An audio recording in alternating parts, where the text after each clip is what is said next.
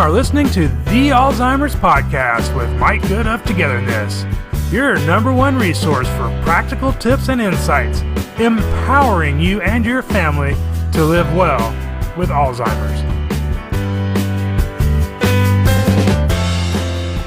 Hello again, this is Mike Good of Togetherness, and I'd like to welcome you to episode 11 of the Alzheimer's Podcast. It's great to have you here for another episode where my goal is always to empower you to maintain a positive experience, reduce and eliminate the need for medications, and make your time together with those you care for the best it can be.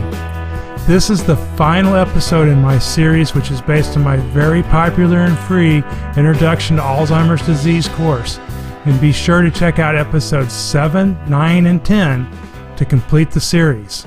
While Alzheimer's disease is a dramatic blow to a family's life, there are techniques and strategies that can help you and the person living with dementia have a healthier and more enriching experience.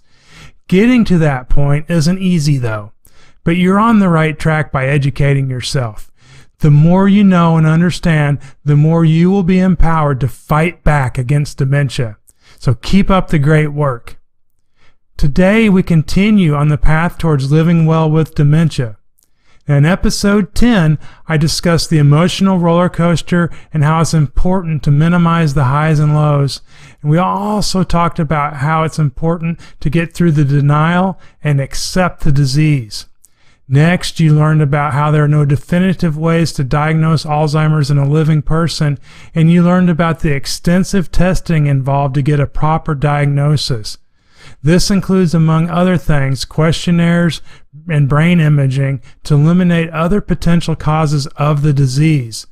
I then introduced you to the dementia healthcare team, and you became familiar with the various roles and skills each professional has, and you are now able to utilize them to best serve your needs. In this episode, I'm going to discuss treatments and medications for dementia. I'm going to take a high-level look at person-centered care. We'll just talk about different types of support that's needed and how to find it. I'll take a high-level look at the legal and financial aspects, and I'll wrap up by touching on the remaining pillars that empower a family to live well with the disease. Since this lesson includes information on medical, legal, and financial aspects, please remember that I am not a medical, legal, or financial professional, and all information provided is done as an information resource and is not to be solely relied on for any diagnostic or treatment purposes.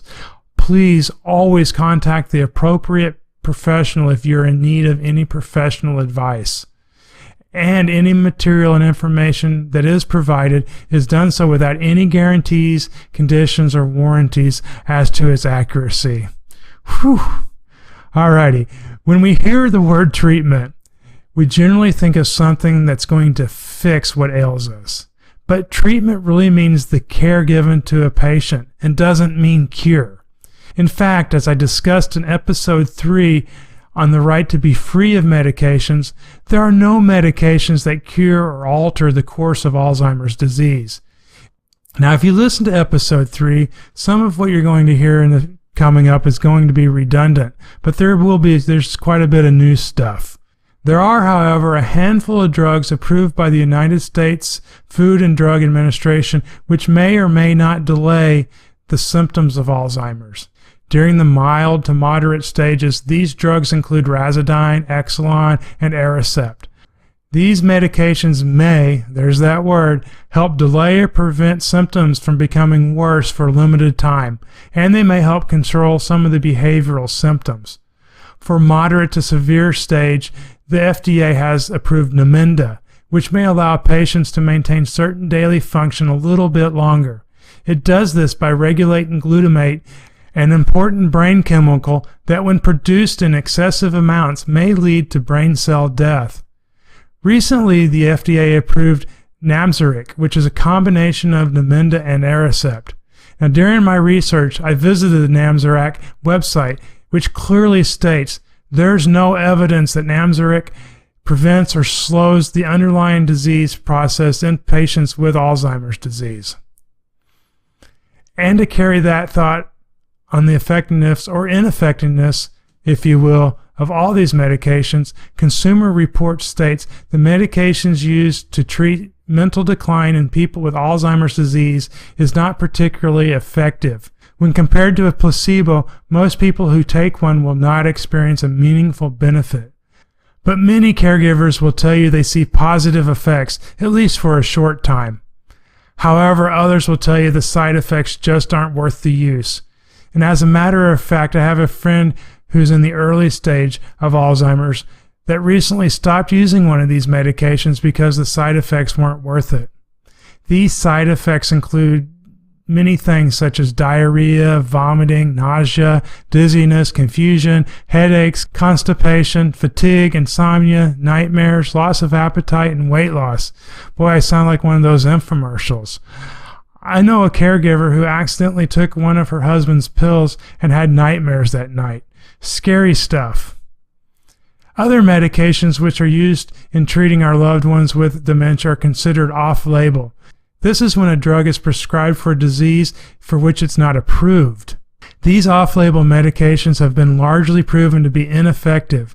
However, they are still prescribed for the behavioral and psychological symptoms of Alzheimer's and other types of dementia. This may include agitation, aggression, anxiety, sleeplessness, depression, hallucinations, and delusions. They're used primarily due to their calming and sedative effect. Using medications instead of addressing and modifying the environmental cause of the behavior almost always results in a decrease in the quality of life of the individual with dementia. Often the person with dementia is sedated, and their ability to enjoy their surroundings and loved ones is negatively affected. These psychotropic medications include antipsychotics, antidepressants, ADHD drugs, anti-anxiety medications, and mood stabilizers. Psychotropics are generally approved to treat people who don't have dementia but have a mental health condition such as schizophrenia, where there's a disconnection from reality. There's a lot written about the abundance of inappropriate use of antipsychotics in dementia care. Some studies suggest that more than 2/3 of all antipsychotic prescriptions are inappropriate. Some say it's higher. Your goal should always be to use these drugs as a last resort for a minimal duration and only after all non-drug interventions have been tried. The list of psychotropic medications is extensive. Some of the brands we hear include Seroquel, Haldol, Prozac, Xanax, and Valium. Sometimes the use of off-label medications is appropriate, but as mentioned, it should always be a last resort. When used, it should be in the lowest dose possible for short term and stopped when symptoms cease. In 2005, the FDA issued a warning stating that people with dementia on antipsychotic medications have an increased risk of sudden death 1.6 to 1.7 times greater than those who took a placebo. Yet they are still routinely used. The list of side effects here is also extensive. It includes sedation, shaking, increased risk of stroke, worsening of dementia, and several more. Instead of turning to medications, we want to address and modify the environmental cause of the behavior. Person-centered care encompasses this approach to treatment.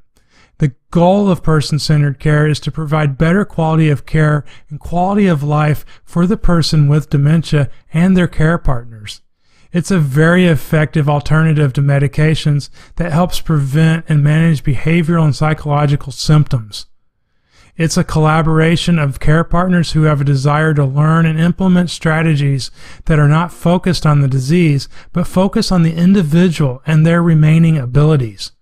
Through observation, listening, and understanding, the quality of life can greatly be improved, which results in fewer issues. It helps to see things from their perspective. In person-centered care, we see the individual who has unique needs, desires, abilities, qualities, preferences, and history. They also have equal rights, which include but are not limited to dignity, to be treated as an adult, to be heard, to have meaningful engagement, to have advocacy, and to have relationships. Creating a person-centered profile of the person with dementia is typically one of the first steps to help all care partners better understand the individual, so they are empowered to provide the best care possible for that individual. See the show notes at togetherinthis.com/episode 11 for a person-centered profile you can use for your loved one. As you can see, person-centered care takes more work than just giving someone a pill, but the benefits are enormous, and it's just right. But you shouldn't attempt to do it alone. You and your family need support. A very common and easy to make mistake families make when they are starting to live with Alzheimer's is an underestimate of the emotional and physical strength required as the disease progresses.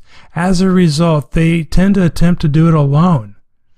Getting trustworthy support when caring for someone with dementia can be a challenge. And although it's vital to survival as a caregiver, many caregivers are afraid to ask for help or they don't know their options. Some caregivers are able to find free help from family, friends, or community, while others find themselves paying for professional services. Caregiver support falls in one of two categories of need. First is emotional. Caring for anyone with a terminal illness is an emotionally difficult challenge. As you've learned, when that person has dementia, their emotions can run the gamut on a daily basis. Getting help from others who understand what it means to be an Alzheimer's caregiver will make a huge difference in the health and well-being of both individuals. This includes other caregivers and professionals. Physical is the second type of support needed. The daily effort to care for a person living with dementia in the moderate to late stages of Alzheimer's disease can be very demanding. On top of one's daily routine, the caregiver often finds themselves helping their loved ones with one or more activities of daily living. So help with things such as chores, shopping, any errands, and home upkeep are needed. Getting support starts by sharing the diagnosis with family and friends. A lot of people don't share because they're afraid of being judged or assume nobody will help. And unfortunately, due to ignorance, this is often the case. Some of these folks will not be supportive at all, and some will be a real pain. So don't fight their ignorance and drain your emotional strength. Others will rise to the occasion when given the chance. So you have to give them the opportunity by including them in the process. Do your best to keep everyone informed by providing regular updates and continually educating them about the disease. You don't want to hear the biggest cop-out of, "Well, you never told me." Next, research the support services in your community, which will vary from community to community. This will probably take some work, and you will likely have to make some phone calls. If you know other caregivers, start with them. In the States, the Alzheimer's Association is a great first option. And in the United Kingdom and Canada, it's the Alzheimer's Society. You will find a link to the Together in This support page in the show notes, which streamlines the process of finding support resources. If you can't talk to other caregivers in person and you need another caregiver to turn to for answers or an understanding of your struggle, don't be afraid to use the online world to your advantage.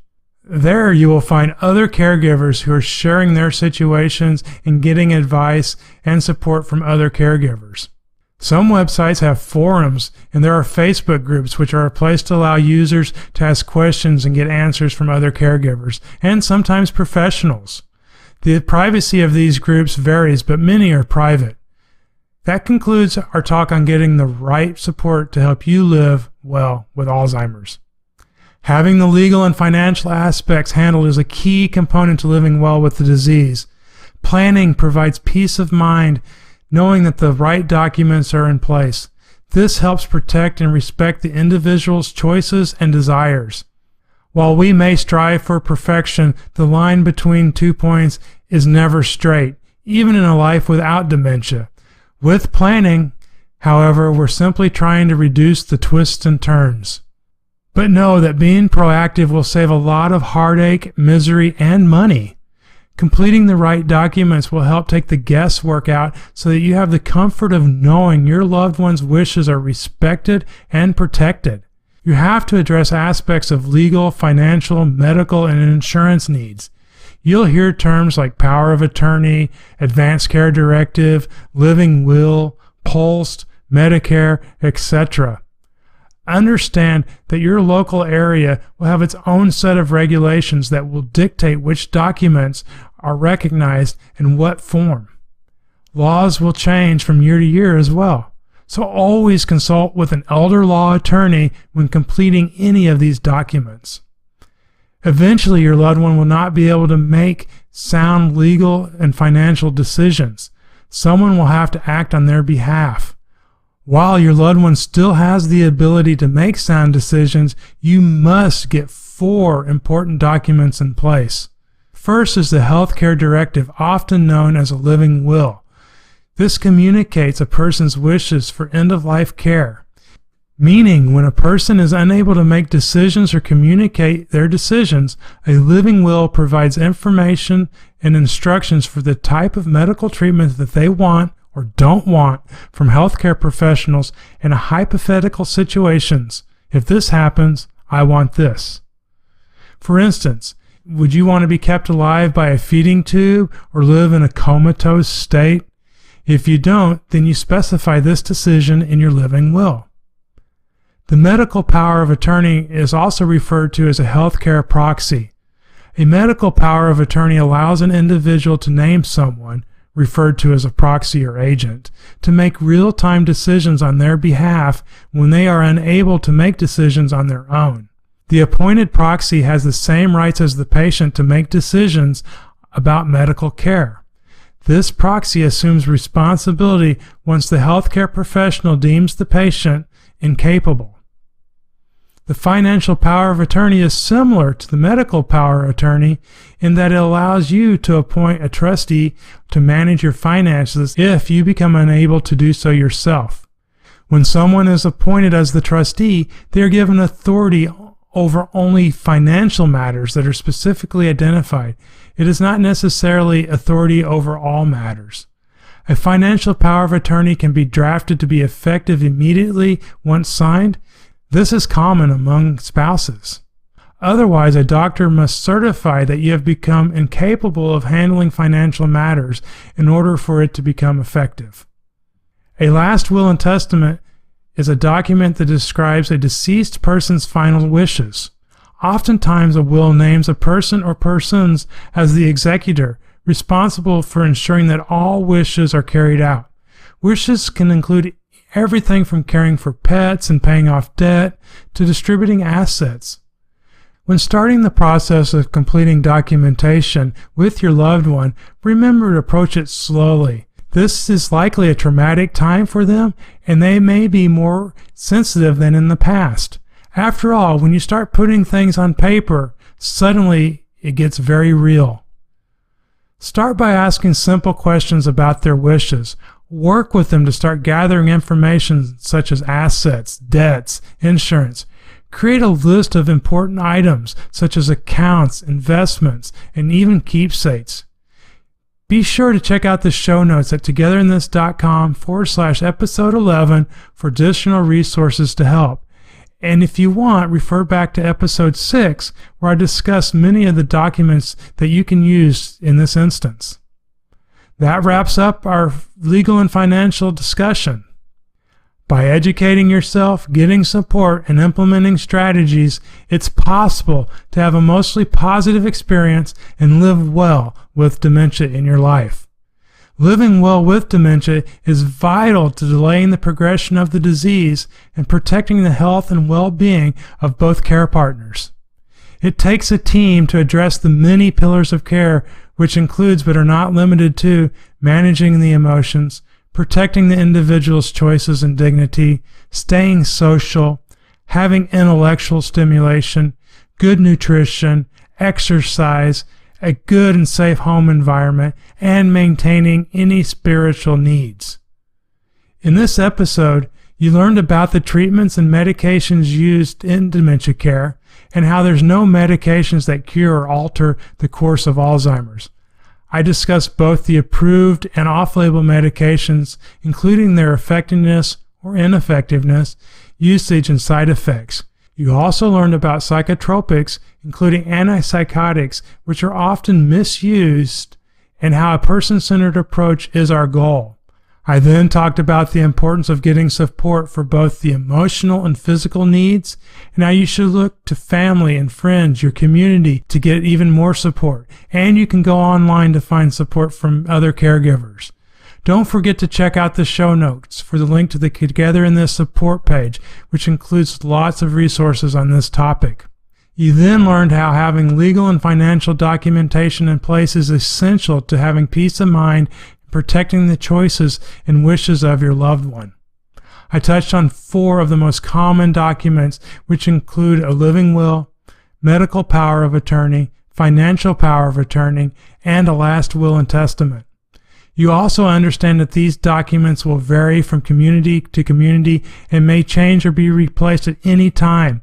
I also highlighted that this is a sensitive topic and you want to proceed with discretion when approaching your loved one. As I mentioned in the beginning, this discussion is derived from my very popular and free Introduction to Alzheimer's Disease course. And this course includes additional resources and tools you can use to improve your knowledge. If you're looking to really build a solid foundation of knowledge, then be sure to visit the show notes for a link to this course, as well as all the other resources I mentioned in this episode. Again, thank you for joining me, and I look forward to talking with you in the next episode. You've been listening to the Alzheimer's Podcast with Mike Good of Togetherness. For more information and to get the resources mentioned in this episode, visit togetherinthis.com/podcast.